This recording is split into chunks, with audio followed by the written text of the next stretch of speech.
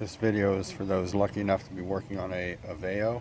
This is actually an '09, so things have changed since '08.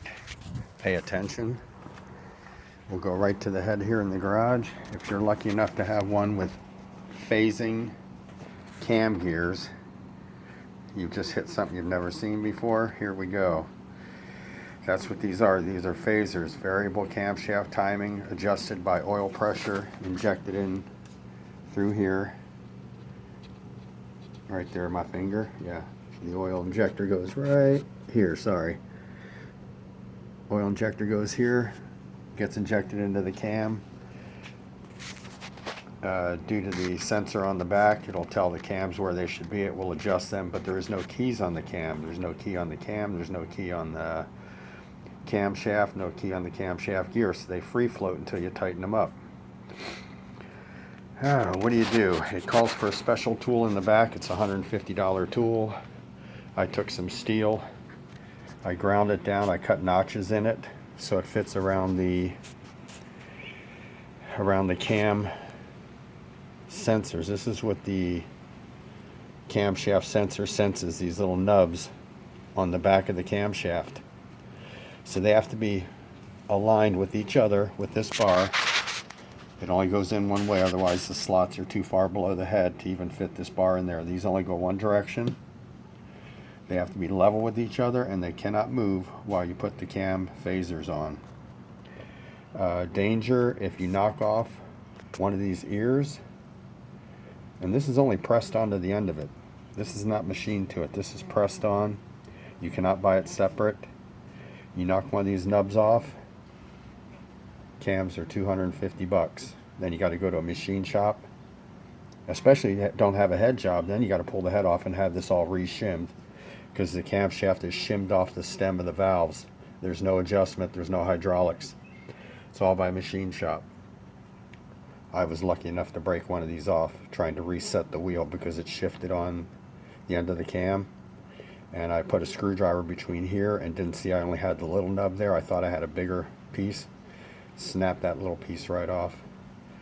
So therefore the camshaft sensor no longer can sense the camshaft. Alright, '08 Chevy Aveo Daewoo. Let's look at some things here. I kept on seeing information for torque on the other ones, which were 60, 60, 60, and 45. Here is all data on the 2009.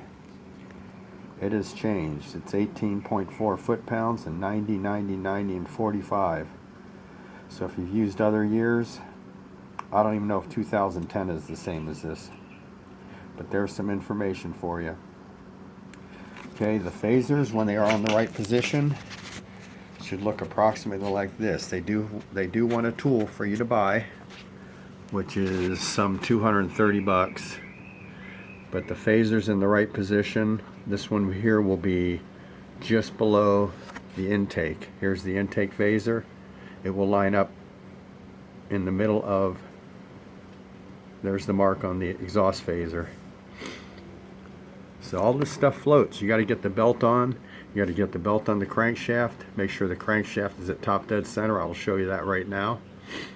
And then you can start pulling the timing belt tight, and it should end up right about here.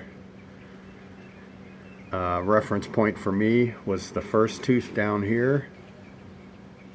Just started to be in line with this, and the second tooth was almost right in the middle of that. Meaning you got it pretty close, and that's kind of looking down at an angle. I don't think straight on it's that way. But it was in the car, so I couldn't really get a straight view. I'll put a video up on that. Let's go to the camshaft, or to the crankshaft. They want you to put a bolt into the transmission to hold the tranny from moving, or the engine from moving. They want you to put a bolt in and wedge the flywheel or the flex plate. It's not necessary. The reason they want you to do that is make sure the cylinders are in the right position when you take the head off, that you don't bend anything. My answer to that, and always, let's look at the end of the crankshaft.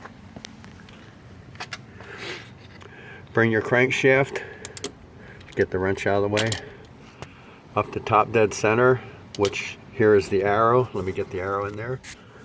The mark is right up here. This would be top dead center. There's the other mark. Either way you bring it back to maybe about 5 o'clock position. It'll drop all the cylinders so nothing is in the way hitting the valves.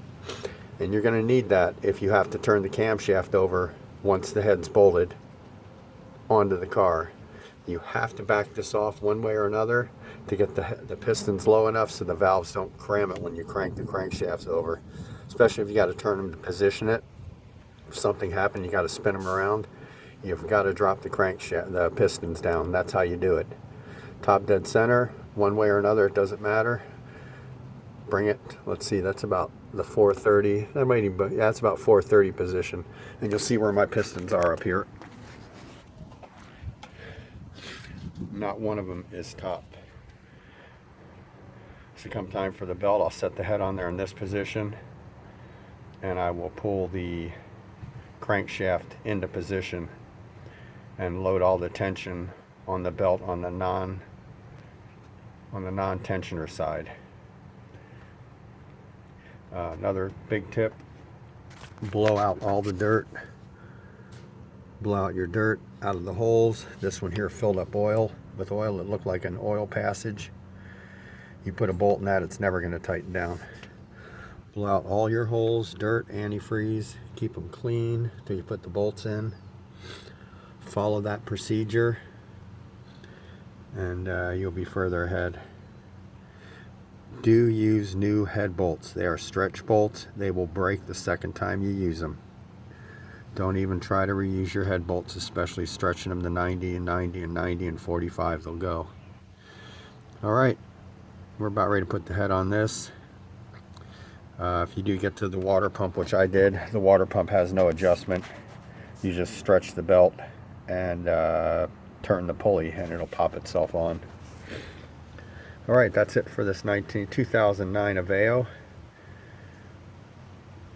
As you see, I pulled some other stuff out. This is just for the head. The AC fans are out. Power steering reservoir had to be moved. The wiring harness, all connectors, jack underneath the motor to keep it from sagging on the motor mounts. And that's about it. We're going to put it back together.